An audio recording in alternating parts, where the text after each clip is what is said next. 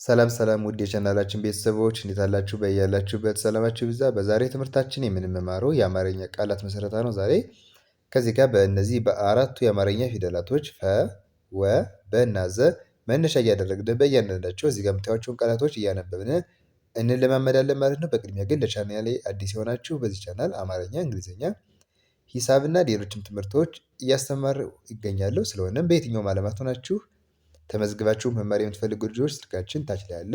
ኢሞ፣ ቴሌግራም ወይንም ዋትሳፕ ላይ በመደወል ተመዝግባችሁ በሳምንት እስከ 5 ቀን ድረስ በቀን ደግሞ ለአንዳንድ ሰዓት ያክል በግልም በግሩፕም መማር ትችላላችሁ። ቻናላችንን ላይክ፣ ሸር እና ሰብስክራይብ እያደረጋችሁ ቤተሰብ ሁኑ። አሁን ወደ ትምህርታችን እንገባለን። እሺ አሁን እዚህ ጋር በእያንዳንዳቸው እንዳልኳችሁ ስድስት ቃላቶች ናቸው ያሉ።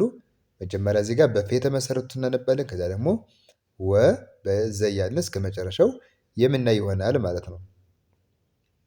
እሺ ከዚህ ከመጀመሪያው ስጀምር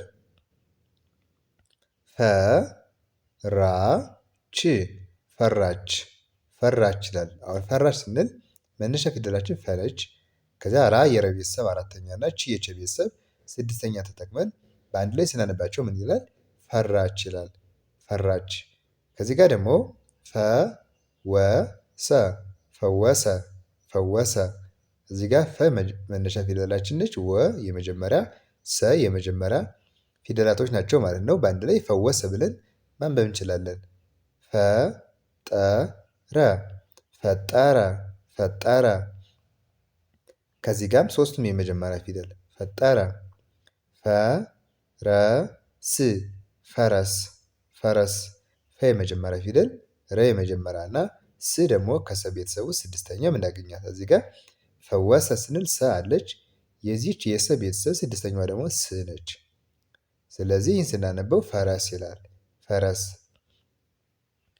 ፈንጂ ፈንጅ ፈንጅ። ፈ የመጀመሪያ ፊደል፣ ን ከነ ቤተሰብ ውስጥ ስድስተኛ፣ ጂ ከጀ ቤተሰብ ውስጥ ስድስተኛ ፊደል በአንድ ላይ ፈንጅ ፈንጅ። ፈሰሰ ፈሰሰ ፈሰሰ። እዚህ ጋር ደግሞ ሶስቱም የመጀመሪያ ፊደል ናቸው። ፈ የመጀመሪያ፣ ከዚያ ሰ ደግሞ ተመሳሳይ ናቸው። የመጀመሪያ ፊደል ነች ማለት ነው። ፈሰሰ። ስለዚህ ፈራች፣ ፈወሰ፣ ፈጠረ፣ ፈረስ፣ ፈንጅ፣ ፈሰሰ ስንል መነሻ ፊደላችን ፈ እያደረግን የመሰረት ነው የአማርኛ ቃላቶች ናቸው ማለት ነው። እሺ ወደ ሁለተኛው ስንመጣ ደግሞ እቺ ደግሞ ወነች። ከዚህ ጋር ምን ይላል? ወራት ወራት። ወይ መጀመሪያ፣ ራ የረ ቤተሰብ አራተኛ፣ ት የተ ቤተሰብ ስድስተኛ ወራት። ወጪ ወጪ። ወይ የመጀመሪያ ፊደል፣ ጪ ደግሞ ከጨ ቤተሰብ ሶስተኛ ወጪ።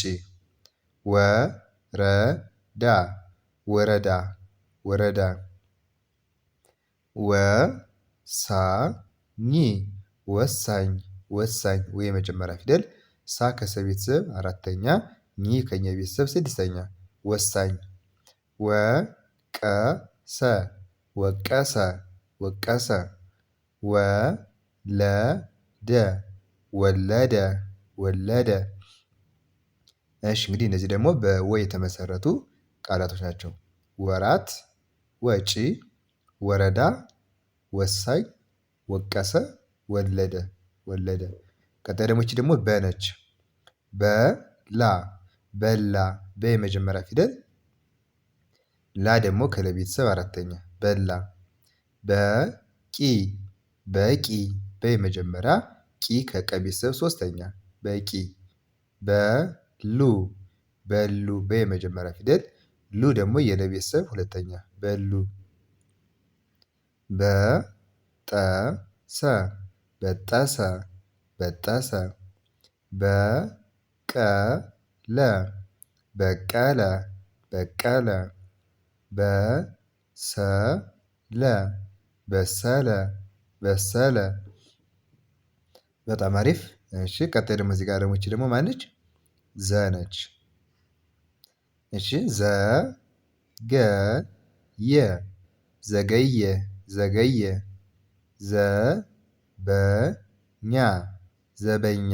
ዘ የመጀመሪያ ፊደል፣ በ የመጀመሪያ እና እኛ ደግሞ የኛ ቤተሰብ አራተኛ ዘበኛ።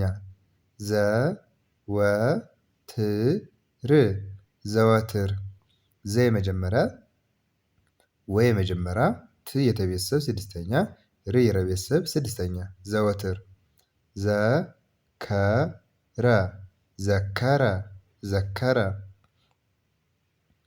ዘጠኝ ዘጠኝ ዘ የመጀመሪያ ፊደል ጠ የመጀመሪያ ኝ ደግሞ ከኛ ቤተሰብ ስድስተኛ ዘጠኝ የመጨረሻው ዘገባ ዘገባ ዘገባ ዘ የመጀመሪያ ፊደል ገ የመጀመሪያ ፊደል እና ባ ደግሞ ከበቤተሰቡ ስንተኛ ነች? አራተኛ ፊደል ማለት ነው። በአንድ ላይ ዘገባ ብለን ማንበብ እንችላለን።